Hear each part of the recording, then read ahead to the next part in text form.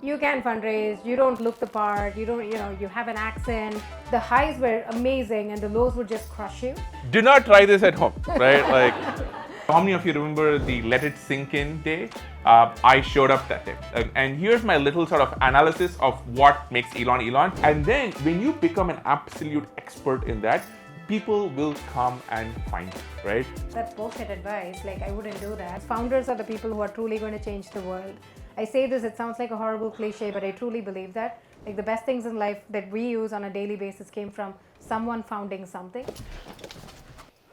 Well, this is a little bit of a first. Yeah. People have been asking us to do an event, in-person something event. in person. Yeah. And we partnered with locals.org. And so this is, we're very excited for this one because we're expecting a pretty good crowd to show up. I don't know. To be honest, I don't know what to expect. It could be 0 people.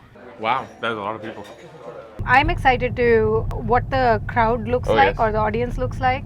Especially, I would love to talk to the founders, the entrepreneurs, people who are like thinking of building things and starting companies, because that's really why we are here. I remember when I was younger, you would go see a talk. I remember seeing a talk by then President of India, Abdul Kalam, and it's just something amazing to be able to watch in person. Did you just compare yourself to the President of India? No. You walked right into that one, didn't you? Yes, I did. I think one big theme I want to cover is whether people want to start companies and what that is going to look like, and how we compare against, to say, Silicon Valley, which is sort of where we came from and where we've seen other people start companies as such. Differences between founders in San Francisco and London. Okay, let me start off with what is not different. I think both places have amazing talent. I've met people who have blown my socks off in terms of how smart they are, how relentless they are, how good they are at understanding their customers, building technology. I think the difference is not with the founders. That's wrong. I think the difference is with the environment and the company sometimes, in the sense that if you're in San Francisco, you are surrounded by this atmosphere of risk taking. It's honestly just a function of time. Silicon Valley has had the privilege of having startups in this very mature ecosystem for 30, 40, 50 years now. And, every other pocket in the world, including London, they're just about getting started. Like, the startup scene is so nascent.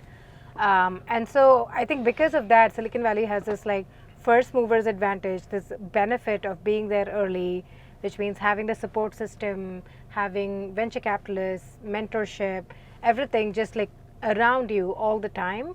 And people say it's like it's in the water, and what that really means is you're just surrounded by all these people that it is very hard for you to not be energized by the aspect of building a company, even if you know that the odds of success is low. In London, I think the thing that we see, one, it's early and it's a nascent ecosystem.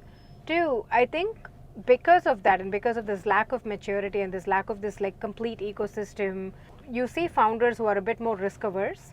And when I talk to founders very specifically in Silicon Valley, they'd be like, well, this is going to be the next Facebook. This is going to be the next Google. Like, that's sort of like the framing and how they talk about it. Like, the appetite is massive.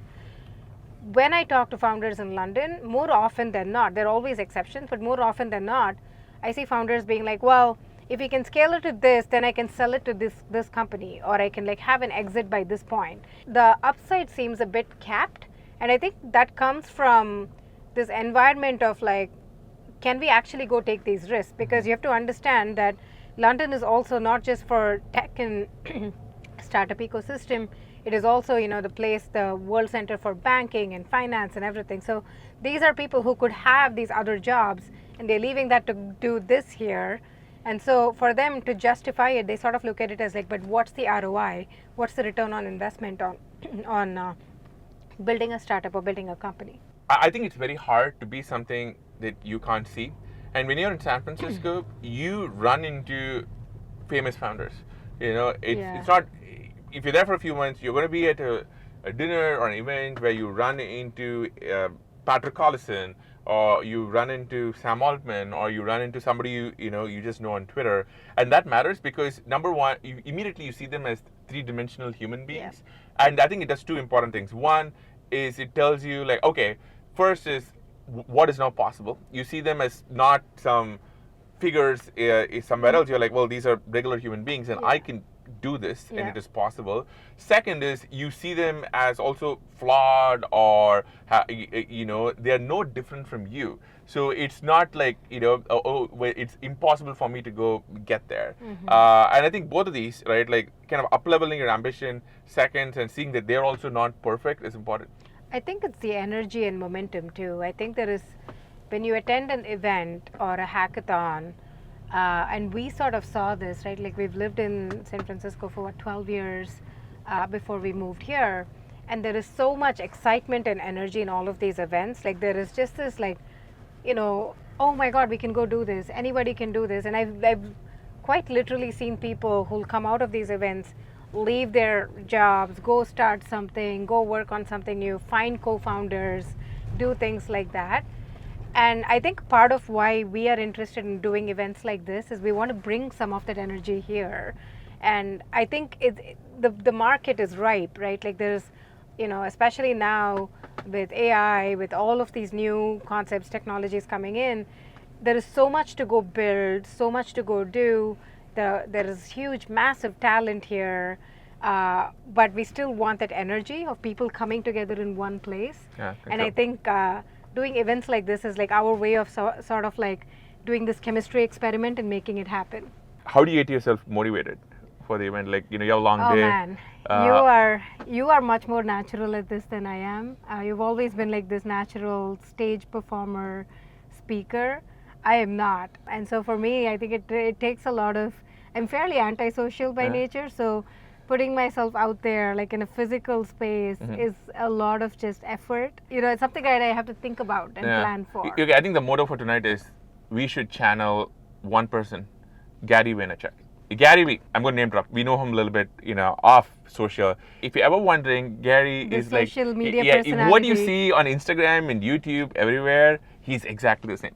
The second thing I love about Gary is you can ask him anything, and he will give you an instant point answer, of view. Right?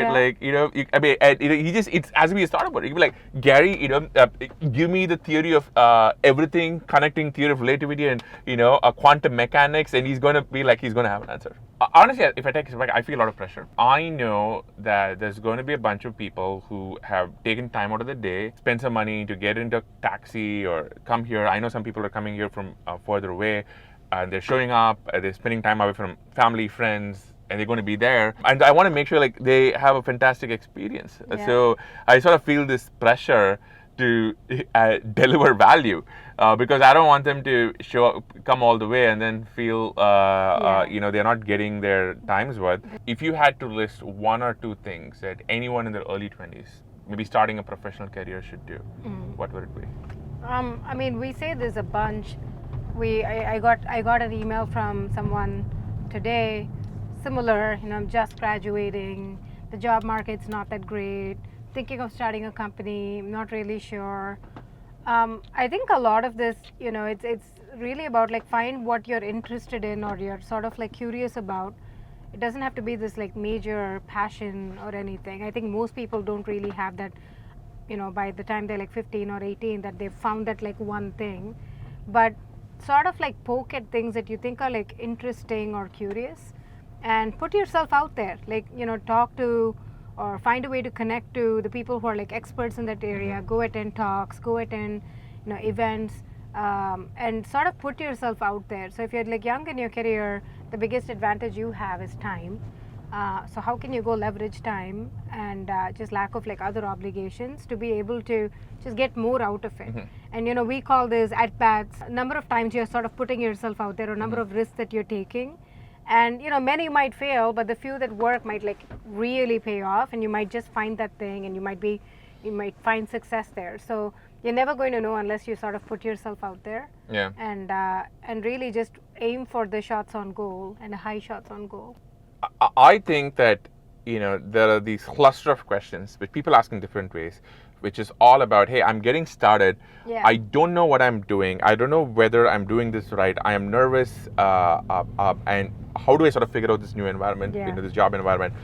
And I think there is one answer, easier said than done, which connects all of this, which is become a master of something, anything, something the most tiny niche thing possible. Like if you are into computer science, pick a niche technical area, and I want you to be the very, very best, the absolute best in the world. Trust me, if you pick a niche enough in India, you can be one of the few people in the world, right? It is going to be really hard for you to be, if you're in your early 20s, to be the best marketer in the world, the best coder in the world. Maybe you are, but it's going to be just really hard. But you can be in the top 5 if you pick a niche area, and that will get you noticed. That will get you in the door when you send a cold email, or somebody looks at your Instagram, somebody looks at your YouTube, or somebody looks at your GitHub. It's going to get you noticed. It's going to get you in the door.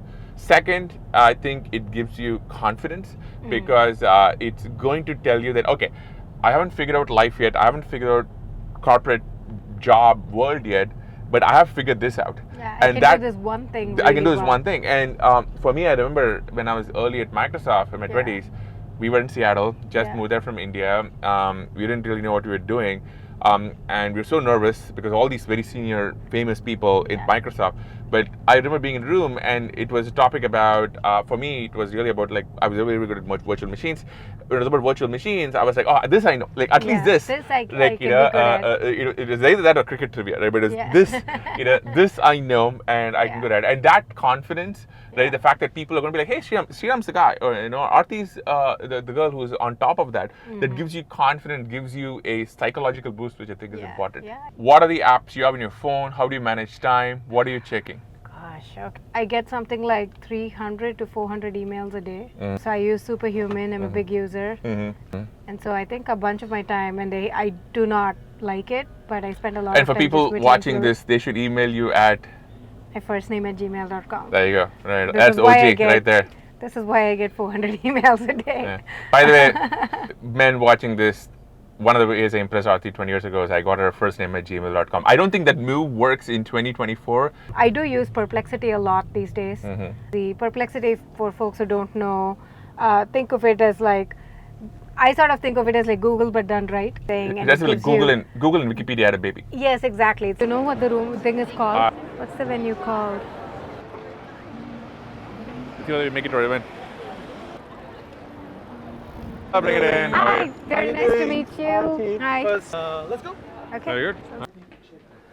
Hi, Aarthi. Alex is the founder of 5-Minute Journal. Okay, cool. Thank you. Wow. Explain what Locals is. So Locals is a platform for building communities and hosting events in real life. So if you have a skill, if you have experience or expertise, and you have a community, this is your home. Wow. People have flown from other countries here. Eugene, Michael. We just try to get some. I don't get locked in this zone. It's my little. Woo!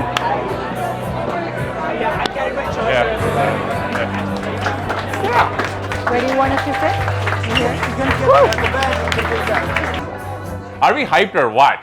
This is amazing. Oh my goodness. Building a startup for me was like, the highs were amazing and the lows would just crush you. So, This you can do. This you can do. Cupertino. It's legal. This part is legal. The first part, doubtful legality. We drove down Cube. Rotation. Last time they paid a paycheck. Something called Ecofan. Romance in London. On the subject. Worked on it in Facebook. Handled it well. I want to hear from you. Right? Yeah. All right. Very cool. It's like I turned 40. I want to pick up a new skill. Love it. Always hoping to be Like back. you took care of all the logistics. Thank you so much. We are just heading out. Man, we are still wired because we just finished this amazing event. Man, I'm like, my voice is gone. My voice is just. I know. It felt comfortable. It felt like these were our people. Felt very safe. Yes. Like lots of questions around like people starting companies, which is sort of what I wanted. When we first came into this thing, we were like, I don't know who's going to show up, but I hope there are going to be some founders in there, and that was very much true. But also people just like from all walks, like there were folks who I think came to talk to you about how to be an investor. Yeah, asking us about relationships, meaning of life. This is amazing. It's like it's one of these you have to have been there moments because it was just amazing. Thank you I just want to say everyone who came here tonight and took the time. Thank you. It means a lot to us. But we are exhausted. We are like so beat. We're going to have a giant slice of pizza. Yeah, we're going to have a stuff our faces. Right? That brings us to the end. Hope you folks like this and let us know what you want to see. And what do you want to hear. drop us a note, a DM, leave a comment. Tell us what you thought of this episode. We'd love to get any feedback, what you thought of the questions, the way we answered them, and just any comments, feedback would be really helpful. Yeah. Thank you. And under then, like, subscribe, and hit notifications. Yes. Yeah, exactly. Peace. See ya.